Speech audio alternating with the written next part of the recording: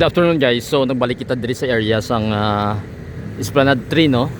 Across lang is ang makita nyo da is ang daw isa di ka pisto lang daw may kalanaan kag may I think the barber shop ining sa babaw no. A sea of page kag ang diri ang chicken and eat nga daw restaurant siguro ni kag Gabs Cafe no. So emerging areas diri sa across sa aton Esplanade 3 may mga businesses nag-open diri kag makita nyo da mga areas diri nga lapad pa nga mga duta no nga wala pa gani ma-develop. So most probably in the future may mga commercial buildings na diri. Sa ulunan is of course ang aton nga Garden of Love no. And to my right is ang actual naton nga Esplanade Linear Park which is ang Esplanade 3 ano. So na gin-picture din naton for many years no. Damo kita mga videos dire. Currently siyempre patay mga hilamon kay grabe kay init guys. So makita nyo dire. And of course kintriman nila then of course init nagakalamatay. Ang reason nga ari ko di subong is dire lapit sa areas ini makita nyo dira guys. Nalabayan naton ini kay na notice naton bala last time nga may ginakutkot diri nga daw diri sa area sa tunga sang dalan no. Kag ang I think do may pipe sila ginlubong kay gali recently do report niya based sa aton nga information nakuha is actually ano ni siya ng filtration no do desalination system no nga ginbutang disang I think isang MPIWD no, Metro Pacific no, Iloilo Water no. Kag modular ko no ining desalination plant no. Actually makita nyo da ang I think siguro iban sina is ang makita nyo da may tangki da nga gamay.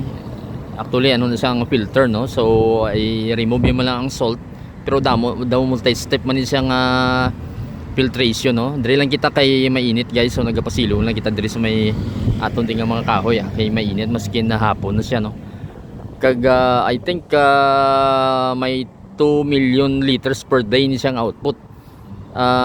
Sa iban nga post nakita ko do may harap man sila nga mga hydro testing. So ang aton nga Dungon Creek diri lang sa area nga ni. So makita nyo da ang aton nga footbridge nga may color black guys ang railing no.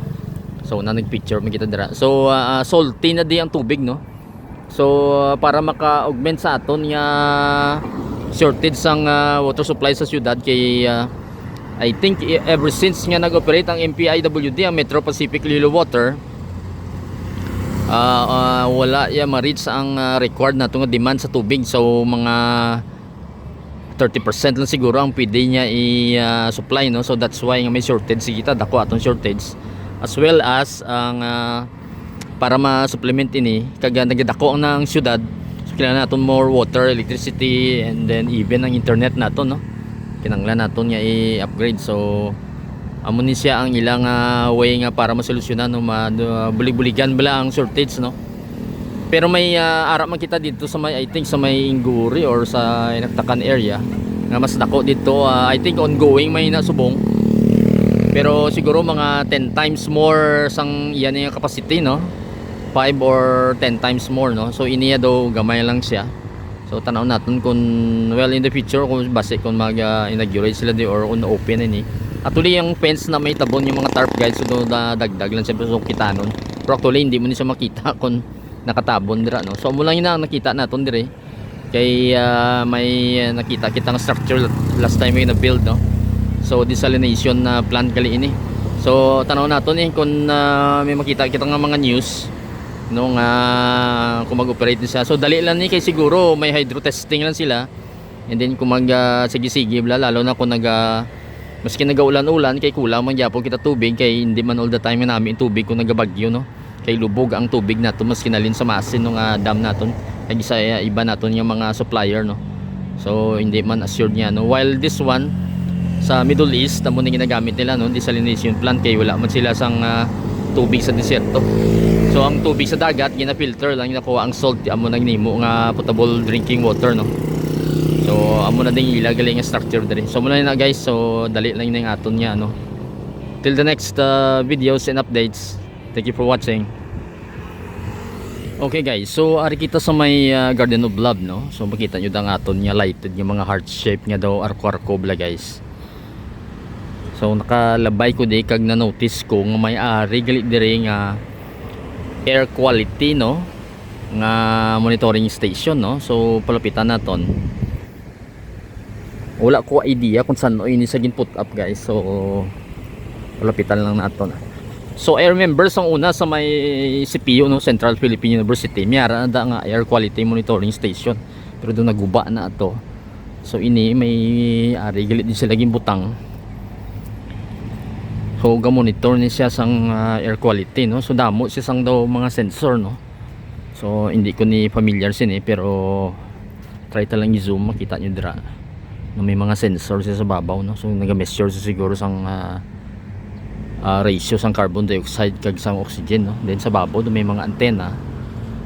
Wala ko kabalo kung basic sense sang information sa satellite or something nga daw iya nga base station, no.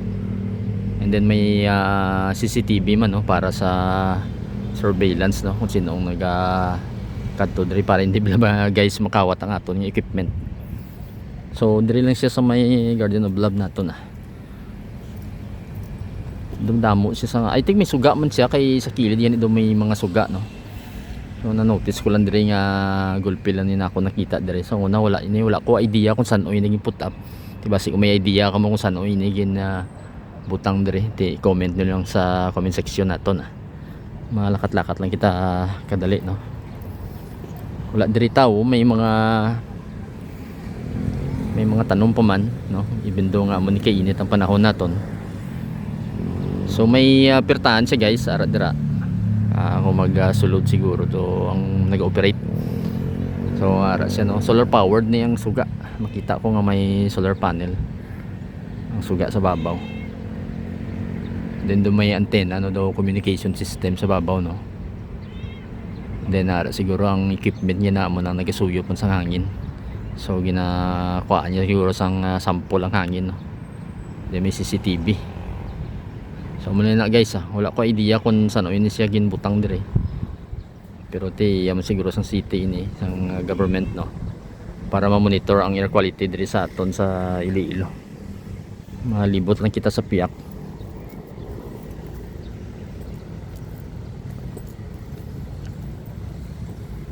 Gamay man lang ni kaya ang air monitoring, gamay man lang kinanglan mo lang makuhaan sang air sample. I remember sa una sa Taft Avenue sa Manila, no, tamakig ko ang hangin. So ibutangan mo lang lapat within 2 to 3 hours itom na siya. Actually do may server room siguro ni siya kay gandar ang aircon, no. So amo na siya. Wala na guys, nalabayan ko lang dire para makita nyo lang may-ari gali ni dire. I'm not sure kung may iban pa nga mga stations, no, may amo sini. Pero makita nyo diri sa may Esplanade 3 kag Garden of Love naton. Ari nga ton nga isa ka stage diri sa Esplanade 3. So makita nyo dira. Amulay na guys, till the next video. Thank you for watching.